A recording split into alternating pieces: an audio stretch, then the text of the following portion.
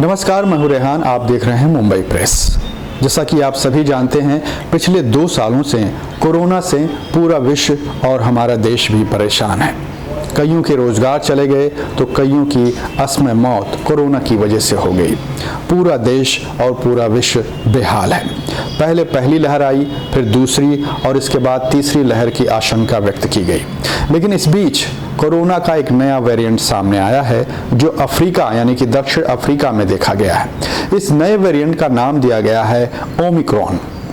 Omicron बहुत ही खतरनाक variant बताया जा रहा है और ये धीरे धीरे पूरे विश्व में अपना पैर पसार रहा है। लेकिन खबर है कि सऊदी अरब में भी ओमिक्रॉन का जो वेरिएंट है उसका मामला पाया गया है।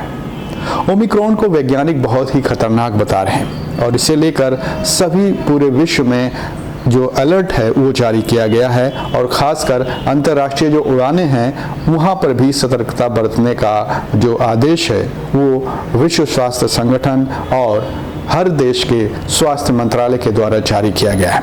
महाराष्ट्र की बात करें तो यहाँ भी कोरोना के नए गाइडलाइन जारी किए गए हैं और पूरे देश में भी कोरोना का जो गाइडलाइन है वो जारी किया गया है और एयरपोर्ट पर खास जो है सुरक्षा और सतर्कता बरतने की जो है बात कही जा रही है।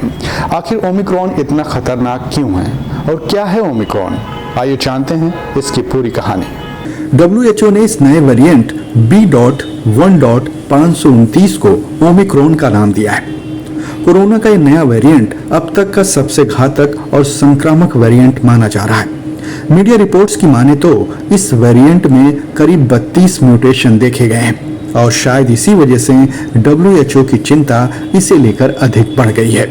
सबसे पहले दक्षिण अफ्रीका के वैज्ञानिकों ने इस नए वेरिएंट के होने की पुष्टि की है।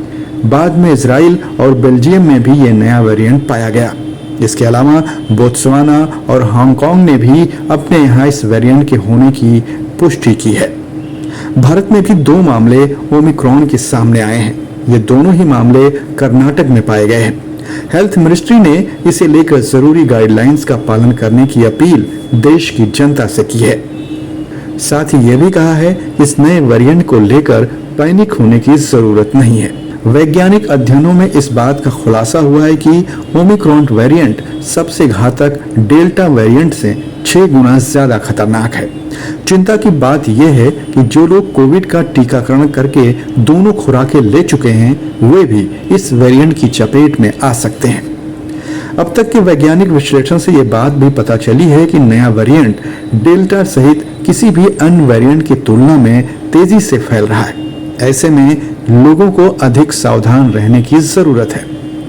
दुनिया भर के वैज्ञानिक और स्वास्थ्य विशेषज्ञ कह रहे हैं कि जब ओमिक्रॉन से पीड़ित व्यक्ति की जांच की जाए तो ये जानना भी जरूरी है कि क्या एस जीन ड्रॉप आउट हुआ है, यानी कि वायरस में एस जीन मौजूद है या नहीं, क्योंकि इसी से पता चलता है कि ये ओमिक्रॉन वेरिएंट है या कोरोना के किसी पुराने वेरिएंट में से एक।